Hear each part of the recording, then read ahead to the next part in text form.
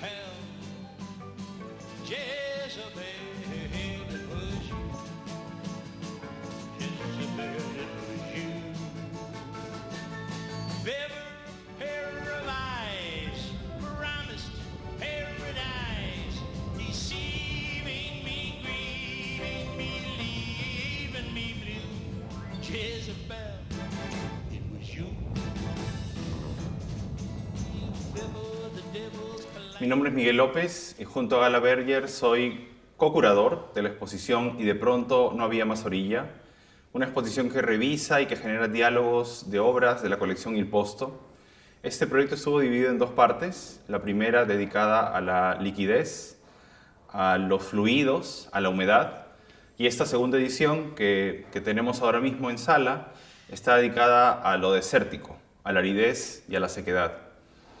La idea de abordar estos dos conceptos de lo líquido y lo desértico intenta pensar una serie de tensiones asociadas con la transformación del planeta, la historia política del continente, la crisis medioambiental, la relación con los materiales, con la economía.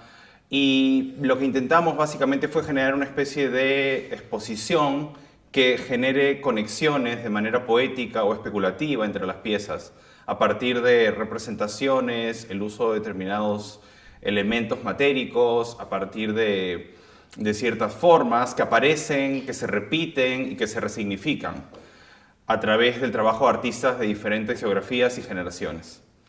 Esta segunda parte, dedicada a la aridez, a la sequedad, reúne obras de artistas como Juan Castillo, Eugenio Dittborn, Regina José Galindo, Sheroanawe Hakihiwe, Patrick Hamilton, Polus Pajarpa, Enrique Jessic, Juan Pablo Langlois, Carlos Lepe, Antonio Pichillá, Alejandra Prieto y Cristian Celablanca.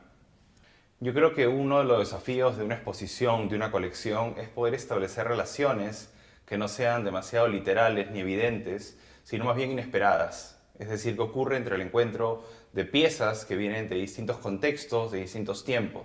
Esta serigrafía que está a mi izquierda, 2 esferas de poliuretano expandido en el desierto, de Juan Pablo Langlois, que es una pieza muy enigmática que ubica estos dos elementos en un paisaje desértico y que parecen estar comunicándose a través de un pequeño cable que los une.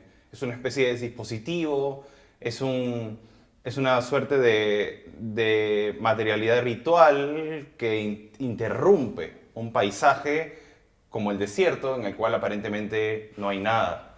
Y nos interesaba conexiones muy sutiles, como por ejemplo la cuerda, que aparece conectando estos dos elementos, o si no el color terroso de esta especie de rojo cobrizo que se extiende en la imagen, que de una forma muy distinta está también presente en estos objetos escultóricos de Enrique Jessic, que son 2 ladrillos, 4 ladrillos en realidad, pero aparecen 2 particularmente sujetados y que son elementos que fueron parte de una instalación muy grande que él hizo hace varios años atrás, donde él construyó una gran escultura que decía derrumbe a partir de la acumulación de estos ladrillos de producción artesanal aquí en Chile.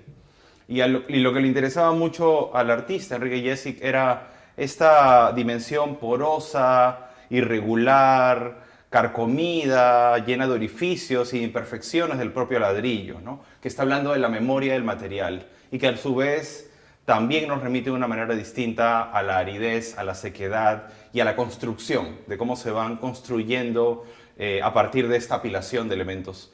Lo que hace Jessic también en este juego escultórico es darle una connotación de objeto que puede ser usado. El título es Objeto Contundente, lo cual nos remite de una manera más abierta, si se quiere, a la posibilidad de que este objeto pueda ser usado para ser lanzado, por ejemplo, en una movilización social. Es decir, es un objeto contundente que implica que puede ser estrellado contra algo, que puede tener un efecto material al encontrarse con otra superficie, con una edificación, con una arquitectura o con un cuerpo incluso.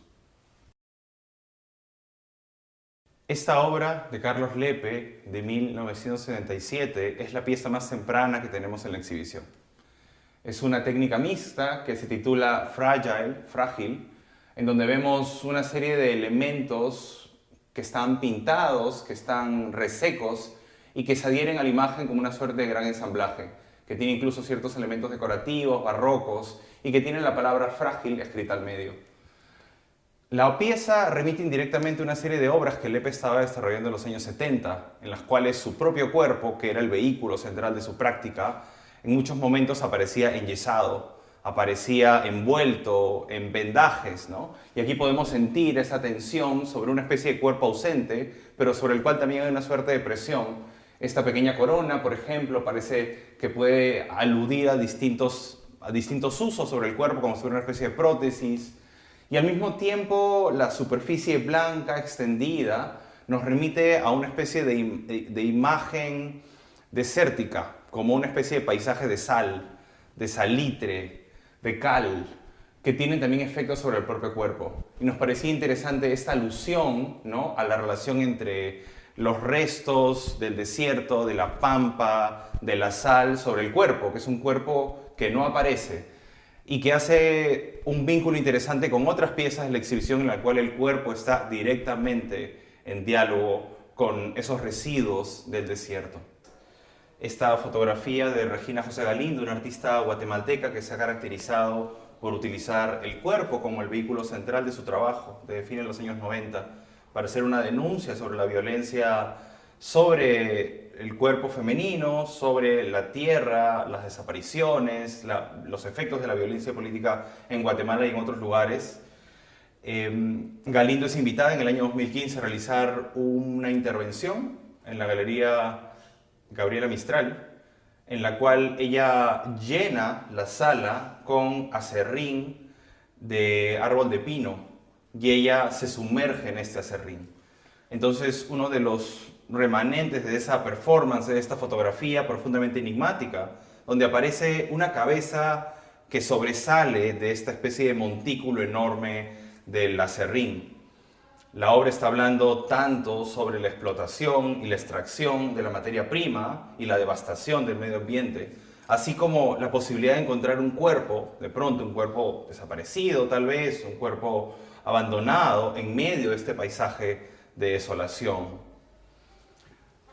A la izquierda tengo también una pieza de Alejandra Prieto que se titula Espejo de Carbón, que es parte de una serie de investigaciones que ha desarrollado el artista por muchos años en torno al carbón. El carbón es un material que sirve para la generación de electricidad, pero también para la fabricación de cemento o para la producción de distintos tipos de combustible. Y tiene además un vínculo muy importante con la historia de la revolución industrial, con los movimientos obreros, con las luchas sociales. Y lo que hace Alejandra es trabajar con el carbón de una manera que le permita construir objetos que pertenecen a la vida cotidiana. En este caso, por ejemplo, la artista pule el carbón y lo convierte en una suerte de espejo. Tiene, de hecho, esta pieza en distintas escalas y lo que nos parecía interesante aquí es que, al ser un espejo de tamaño pequeño, establece una relación más íntima con el visitante. Luego de que el artista empezó a trabajar con el carbón pulido, se encontró también con el uso de un material similar en la cultura chancay, que es una cultura que se desarrolló en el desierto de América del Sur, en lo que hoy se conoce como Perú, en los cuales también se produjeron espejos de carbón de manera similar. Así que, de una manera muy intuitiva, la artista ha creado una conexión con este uso del carbón, ¿no? La idea del espejo, de hecho, da un giro interesante al leer la frase, que es el título de esta obra de Juan Castillo, que dice, te devuelvo tu imagen, y que es también una pregunta sobre la representación.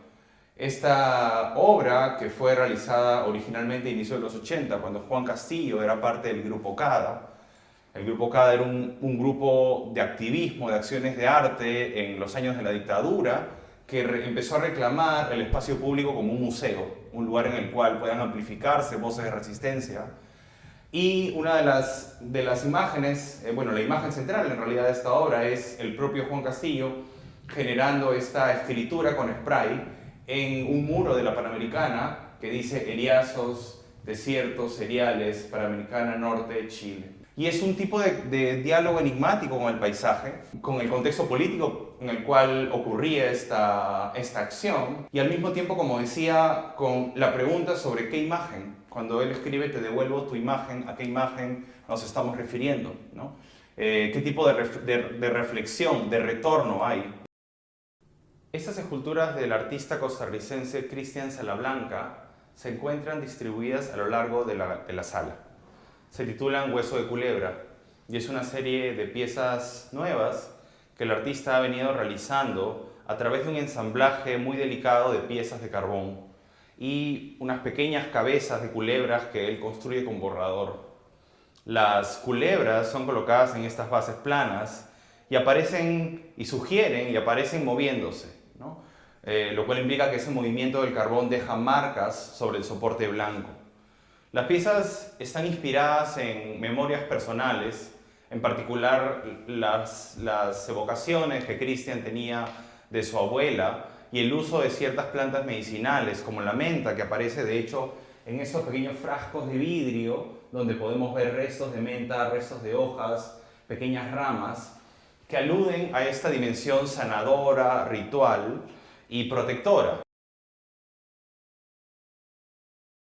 Esta obra que está a mi derecha, titulada Bandereriazo, es presentada en Chile por primera vez. La obra fue producida entre el año 99 y 2000 como parte de una exposición titulada Primera Persona Plural en Ámsterdam. La pieza es una continuación de una serie de exploraciones pictóricas que el artista inicia en el año 92, cuando era todavía estudiante, en la cual ella se dedica a investigar y a pintar determinados espacios eriazos en la ciudad de Santiago. Para ella fue un reto porque implicaba construir un espacio a partir de lo grisáceo, de lo plano. Lo eriazo era una metáfora del abandono, de los desperdicios y como una especie de ruina de una modernidad que estaba asociada también al desarrollo, al progreso. Y la artista desarrolló esta serie titulada La serie de los eriazos. En esta obra, Voluspa utiliza la bandera chilena como el soporte de la pintura y representa el monumento del altar de la patria, donde se encuentra la tumba de O'Higgins, y la rodea con estos remanentes de un paisaje eriazo, una pequeña cabaña autoconstruida, pequeños elementos de desmonte o de desechos o de calzada hecha a pedazos que están como acumulados, haciendo un comentario sobre la construcción del imaginario del Estado-Nación.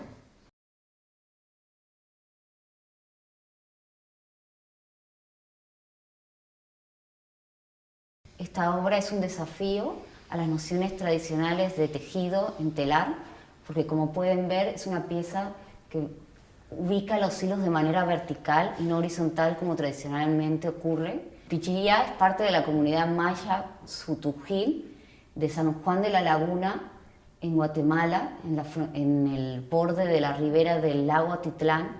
Entonces, como parte de esta comunidad, lo que él intenta hacer es también trasladar símbolos y formas culturales propias a sus trabajos. Por ejemplo, en esta pieza, él está trabajando con la simbología de los pantalones tradicionales de los hombres en esa comunidad.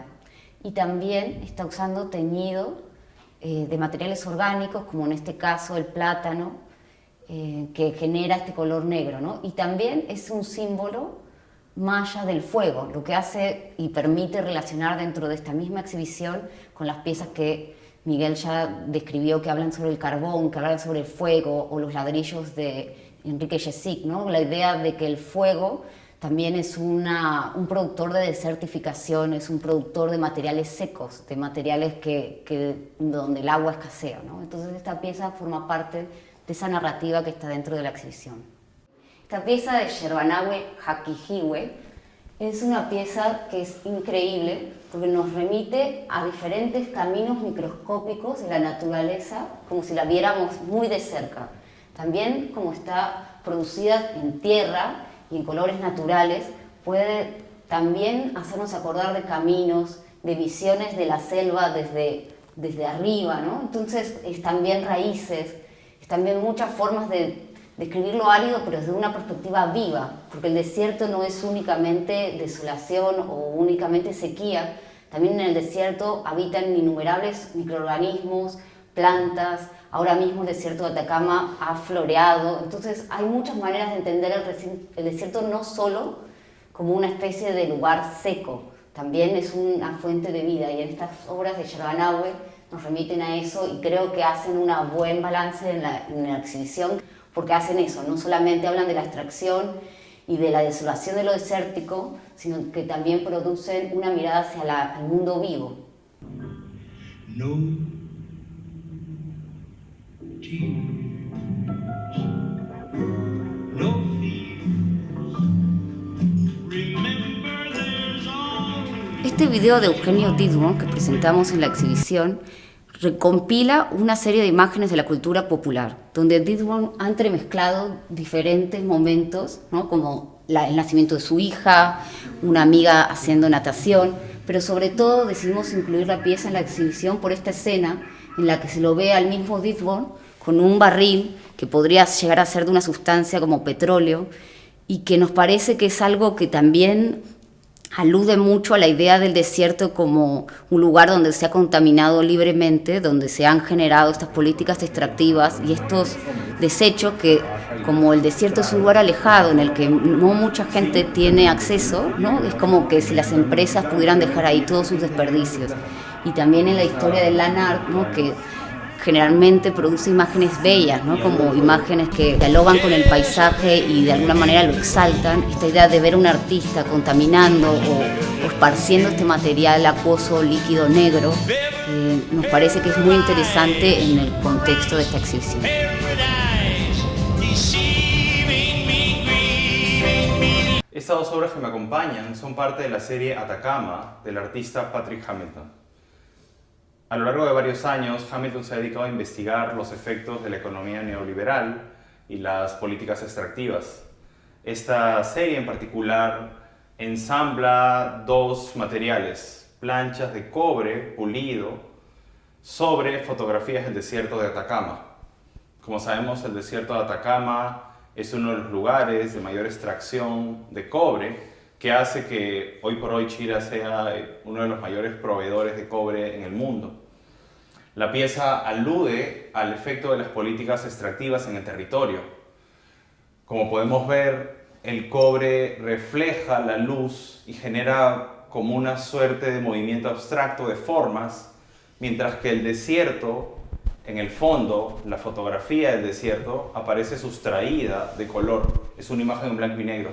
Es como si el color se lo hubiera chupado el cobre, que es también un comentario sobre la manera en la cual la extracción de minerales opera sobre la vida del planeta.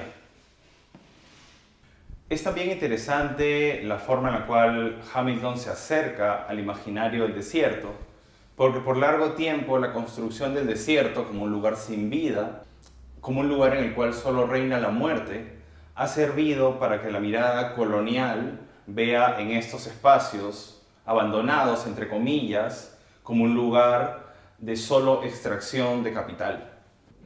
Hamilton se interroga por las relaciones de poder que están en juego dentro del espacio del desierto. No tears, no fears.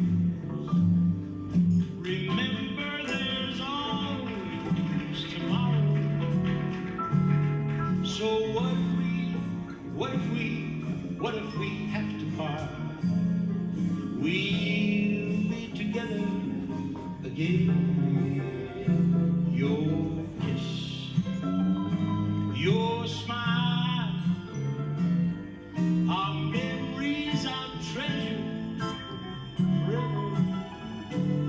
So try to think it with your heart, and we'll be together again.